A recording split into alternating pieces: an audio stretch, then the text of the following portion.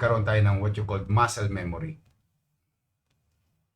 At Yorme, nung flag ceremony, inanunsyo po ninyo ang paglalagay ng mga AED or Automated External Defibrillator, isang makinarya para sa real-time na CPR feedback na maaaring makapagligtas ng buhay ng tao. Oo, Mocha, pinalagay ko yan sa eskwelahan, sa mga opisina, para na sa ganun, lalo na sa health center, it may save lives. Kasi, ang maganda dyan, ano yan Mocha Dati kasi kailangan mag-practice ka ng gusto at kapisaduhin mo, no? Diyan kasi yung mga makinang ilalagay sa iyo, patches. Dahil siya ay may technology na, tuturuan ka na paano i-save yung buhay ng isang tao.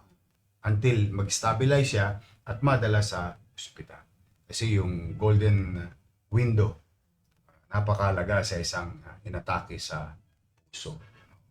Kaya, yan ay pinalagay natin sa mga eskwelahan, health center, lahat ng mga naturuan. Hindi lang natin yan kinabit, Mocha. Nagkaroon pa ng training dyan si Director Arnel Angeles ng MDRRMO. Kaya pinamahagi. At Yorme, usapang pang-edukasyon naman, dinaluhan po ninyo ang 50th founding anniversary ng DepEd. NCR dito po sa Manila Hotel, kasama po si DepEd Secretary Sonny Angara. Oo, shout out sa ating mga taga NCR DepEd, no? Nandiyan dyan sila Congressman Ading, Congressman Chua ng Manila, ang ating Regional Director, Vice Mayor Goles, nandiyan dyan din. Ang ating City Secretary, si Letlet Sarkal. Sir, pinakagwapo. Ayan ang pinakagwapo. Mas gwapo yan kay Ton. Shout out po, Letlet! Congratulations for your 50 years of service. And si Mayor Belmonte, at saka si Mayor Jean, si Mayor Cayetano also was there with Secretary Angara. Now, ako po ay produkto 100% full-blooded product of public education system. From Tulungan Center to Rosario Almari Elementary School and Tondo High School. Ayan. Natutuwa naman ako kasi binigyan tayo ng pagkilala. Salamat po DepEd NCR. Si Congressman Kimbo nandoon din. Yan. At kayo naman po ay nagtungo sa Manila Zoo para sa pagdiriwang ng 33rd National Children's Month. Ito ay pakikiisa naman ng ating Director J. De La Puente ng MDSW sa national government's effort, no? Na yung patungkol sa ating mga bata or what you call National Children's Month, no? At ginawa ito sa Manila Zoo. At nagpunta yung mga iba't ibang lugar sa Metro Manila. Nandiyan sila nagpunta sa Manila. So happy ako kasi excited yung mga bata kasi yung mga nanay may experience sila ng lumang zoo at nagulat sila na gano'n na pala kaganda yung Manila Zoo ngayon. They're very happy. Tapos nakita ko ulit si Kois. Yung White Tiger. Ginawa akong lolo. Nanganak na po. Hindi, niyari yung isang tigre. Na orange. Test bone ngayon. Wow. Yung lion pala, tigre. Yung lion, no? Test bone ngayon. Kaya itong si Kois, nyaka-nyanga dun. Pero laki.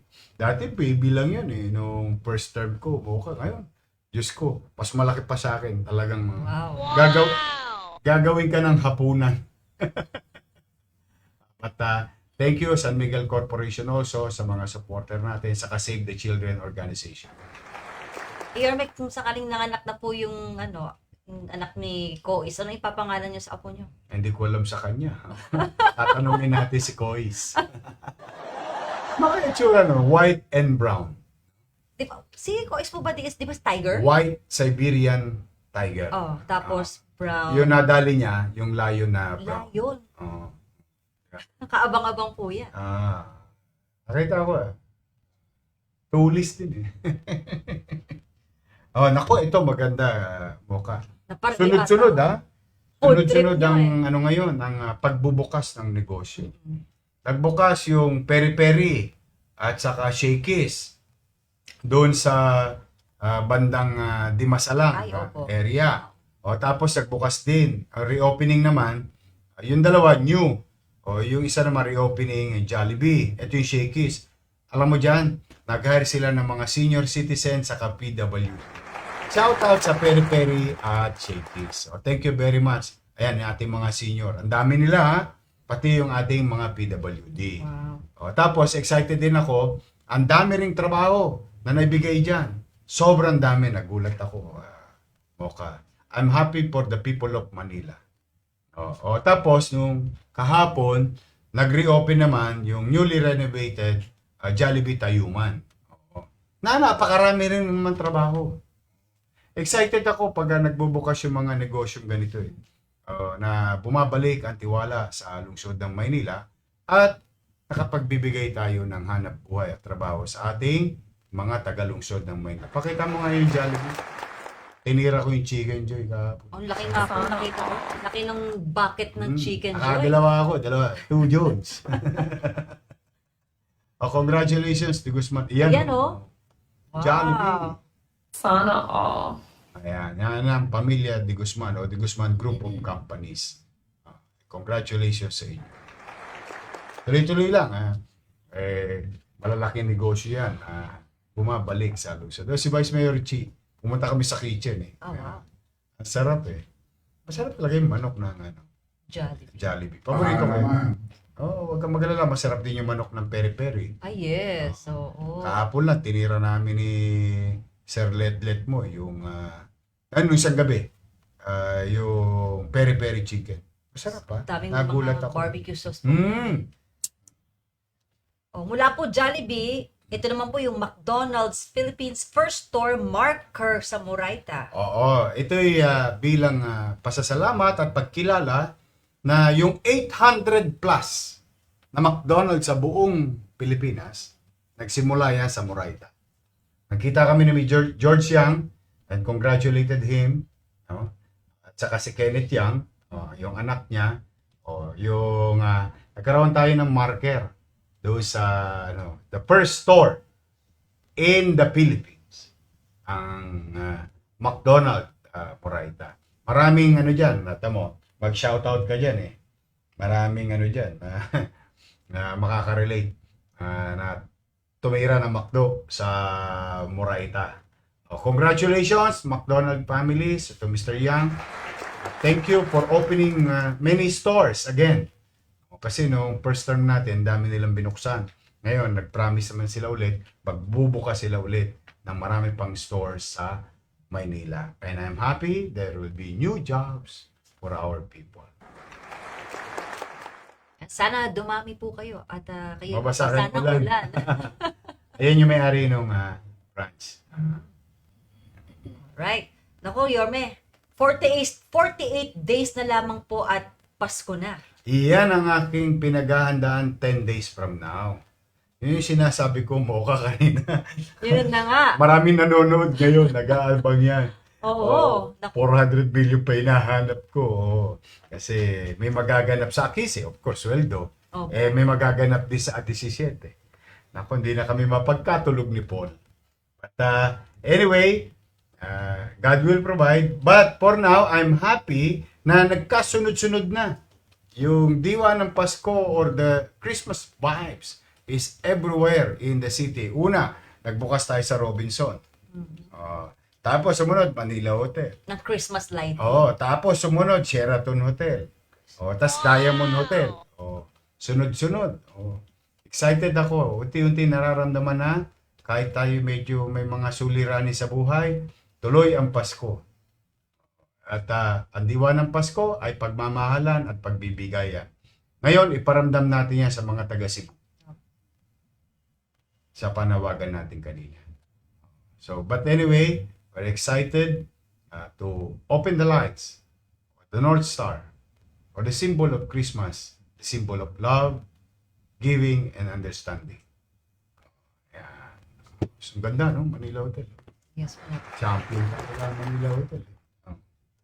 Ayan po, Yorme, sa pagpapatuloy po natin, ito na po ang kaabang-abang na infomercial mula po kay Councilor Lou Veloso. Yeah.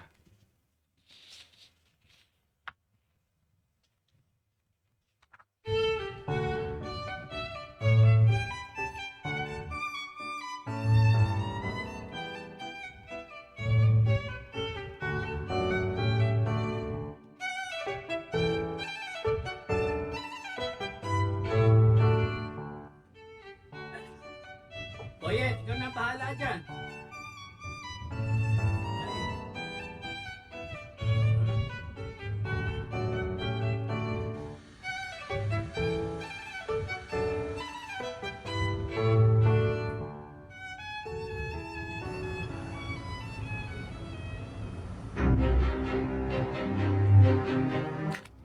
Si Lee Kuan Yew, ang founding father ng Singapore, ay nagbabala sa buong mundo tungkol sa Pilipinas. The Philippines is a country with a great people, but with a soft, forgiving culture. It doesn't punish people for their mistakes, especially those in power. Naniniwala si Lee Kuan Yew na ang pag-unlad ng isang bansa ay nakasalalay sa disiplina, tuntunin ng batas at pananagutan. Hinangaan niya ang katatagan at talento ng mga Pilipino at pinuri ang kanilang kakayahang umangkop at magtagumpay. Nakita niya na ang mga Pilipinong mag-migrate sa ibang bansa ay madalas na umunlad sa ilalim ng mas organisadong sistema. Isang patunay na ang problema ay hindi kailanman tungkol sa kanilang kakayahan, kundi tungkol sa kapaligiran na kanilang ginagalawan. Sa madaling salita, may nakita siyang flaw o kahinaan sa pamamahala at kultura ng bansa. Ang korupsyon, kawalan ng kahusayan at ang pagpapahintulot sa maling gawain ay talamak sa Pilipinas. Napansin niya kung paano ginagamit ng matataas na opisyal ang mga pondo ng bayan sa maling paraan, ngunit hindi naman napaparusahan. Napansin din niya na ang mga politiko na inakusahan ng graft at plunder ay hindi lamang nakakaiwas sa parusa, kundi madalas pang tanggapin pabalik sa opisina ng mismong mga taong ninakawan nila. Ang justice system ng bansa, ayon sa kanya, ay masyadong mabagal ang pag-usap.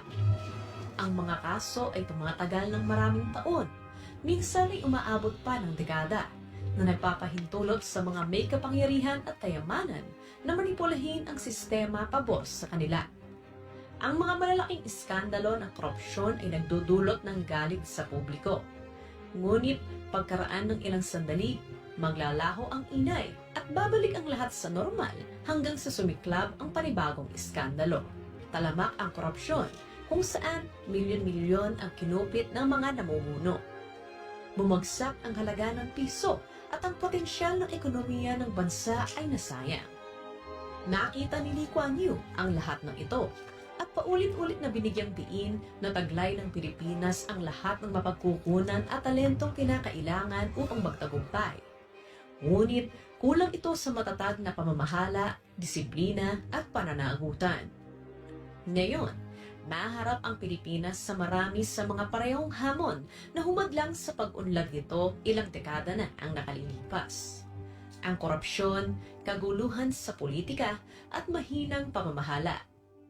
Habang ang mga karatig bansa nito sa Timog Silangang Asya ay patuloy na sumusulong, ang bansa ay nananatiling nakatigil sa isang cycle ng economic stagnation na nagpapatunay na ang pamumuno at pamamahala ay maaaring gumawa o sumira sa kinabukasan ng isang bansa. Ngayon, oras na para marinig ang boses mo, katropa. Ikaw, naniniwala ka ba na makakamit ng Pilipinas ang pagbabagong inaasam nito tulad ng Singapore? Yun pala ang sikreto para umunlad ang bansa. Disiplina at tamang pamamahala at pagsunod sa batas. Sana gawin natin yun. Boyet! Itong bata to. Kanino pa inuutosan? Hindi sumusunod sa akin. Hindi sumusunod sa batas. Siya pala yung batas. Oy, thank you Councilor. Maganda yung kanyang infomercial. Kapulutan natin ng aral. Thank you again See you next Friday.